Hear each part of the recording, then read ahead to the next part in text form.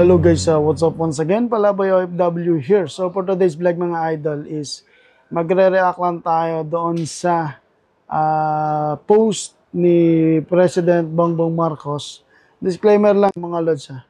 I-react lang natin as a Filipino citizen kung ano yung sinasabi niya tungkol dati at sa ngayon to ICC regarding sa International Criminal Court mga lods. Bilang isang Pilipino, dapat aware tayo sa mga nangyayari sa ating bansa at bilang isang botante ng bansang Pilipinas as a legal age, alam natin kung ano yung mga sinasabi ng ating gobyerno tungkol sa mga citizen ng Pilipinas. Kabilang dito si former President Rodrigo Roa Duterte. Ang sabi niya noon, publish January 23, 2024 ng GMA News. So, sabi niya dito, let me say this for the 100th time. I do not recognize the jurisdiction of ICC in the Philippines. I find they consider it as a threat to our sovereignty. Yan yung sinasabi niya, di ba mga lods?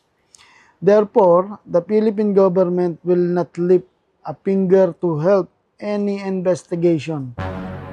Inulit ko, sinasabi niya to help any investigation that the ICC conducts. Yan, malinaw na malinaw yan ha. Way back at January 23, 2024. Last year lang yan mga lods. So ngayon, ito na yung sinasabi niya. Panoorin niyo yung video.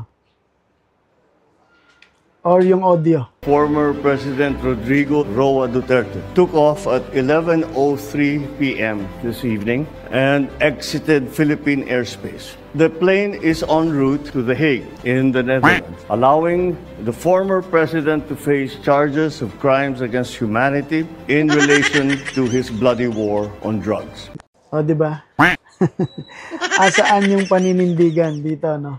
Mga lodi, no? Bilang isang Pilipino, maniniwala pa ba tayo sa mga ganitong politician, no?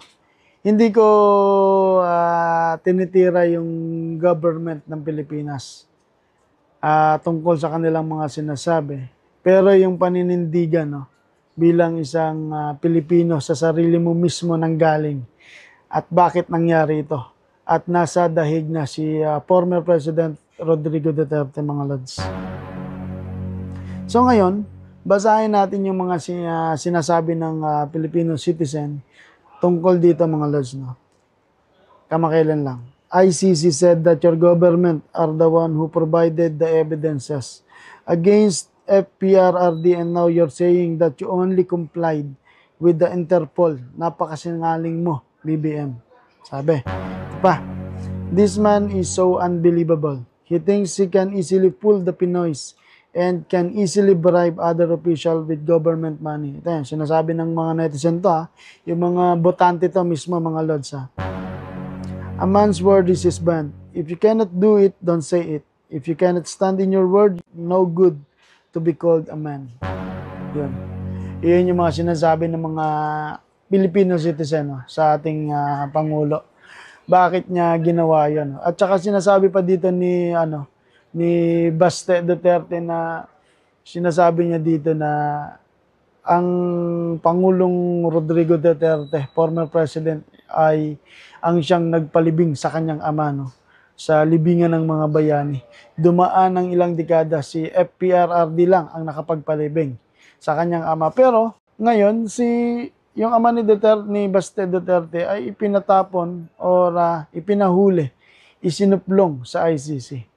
So, di ba napaka-unfair, na napaka-ungrateful sa mga ganitong bagay. Hindi natin alam, politics. Pero bilang isang Pilipino, hindi pwedeng hindi tayo mangialam dito dahil soberanya ng Pilipinas nakasalalay dito. Hindi lang tayo dito basta nagsasalita bilang vlogger. Hindi porke vlogger tayo, wala tayong karapatang magsalita.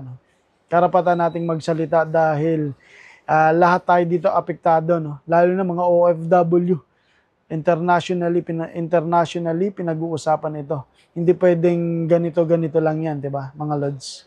Bilang isang Pilipino, dapat mangialam tayo sa mga nangyayari, sa mga bagay-bagay, lalo na sa karapatan nating mga Pilipino. So, Yun lang. Palaboy OFW here. Mabuhay. Please don't forget to subscribe and like this video kung nagustuhan nyo. Kung hindi naman, alright. Thank you.